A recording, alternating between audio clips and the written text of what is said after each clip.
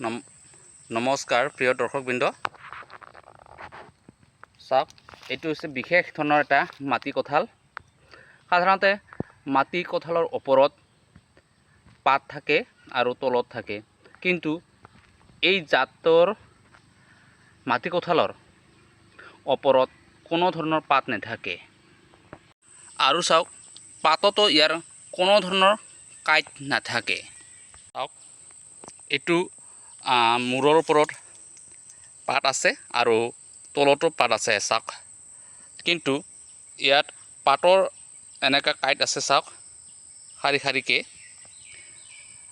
ইয়াক আমি সাধাৰণতে জাপানীজ বুলি কওঁ ইয়াক। এই মাটি কঁঠালটো দেখিছানে? ইয়াৰ পাতৰ কোনো কাঁইট নাথাকে আৰু ইয়াক আমি ঘৰুৱা ভাষাত বেলাতি বুলি কওঁ। চাওক, ইয়াৰ কোনো ধৰণৰ পাতত কাঁইট নাই। ই খাবলৈ বৰ সোৱাদ আৰু মিঠা হয়। ইয়াত শাৰী শাৰী মাটি কঁঠাল আছে। চাৰিওফালে ইয়াত 400ডাল আছে। এতিয়া কথাটো হ'ল, আপুনি যদি ইয়াৰ এইটো মূৰৰ অংশটোত যদি ভাঙি পেলাই যদি ৰুই দিয়ে, তেনেহ'লে 2 নাইবা 3 বছৰৰ পিছতহে আপুনি আনাৰসৰ ফলটো পাব। কিন্তু ইয়াৰ ফলটো ডাঙৰ হ'ব। আৰু আপুনি যদি গছ উভালি পেলাই ৰুই দিয়ে, তেনেহ'লে 1 বছৰৰ ভিতৰতে পাব, কিন্তু ইয়াৰ ফলটো সৰু হ'ব। চাওক, কি মজা হৈ আছে আনাৰস, অৰ্থাৎ মাটি কঁঠাল। চাওক, এইটো হৈছে মাটি কঁঠাল। চাওক, ইয়াক কয় চুকু, কিন্তু এই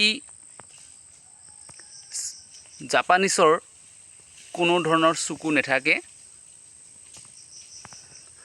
আৰু বেলাতিৰেও নাথাকে, কিন্তু কম থাকিলেও কম, আৰু খাবৰ কাৰণে খুব সোৱাদ হয়।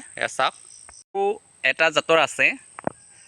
সাধাৰণতে সেই জাতৰ পাতবোৰ অকণমান ৰঙা ৰঙা হয়, কিন্তু ইয়াৰ কাঁইটবোৰ দীঘল দীঘলকৈ থাকে। আৰু সেই মাটি কঁঠালক সাধাৰণতে ডিচি বুলি কোৱা হয়, কিন্তু সেই ডিচি মাটি কঁঠালটো খাবলৈ সোৱাদ নহয়।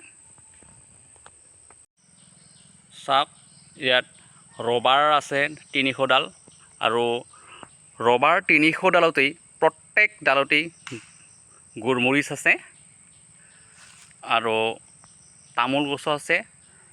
আৰু চাওক, ইয়াত সমুথিৰাৰ গছো আছে। ঠিক এনেকুৱা বাগান অৰ্থাৎ গাৰ্ডেনক ইংৰাজীত মাল্টি ক্ৰপিং বুলি কোৱা হয়। অৰ্থাৎ এটাৰ পিছত এটাকৈ ইয়াত ফলবিলাক পাই থাকে। গতিকে মই আজি লৈ আহিছোঁ সকলোকে আকৌ পুনৰ লগ পোৱাৰ প্ৰতিশ্ৰুতিৰে। ধন্যবাদ।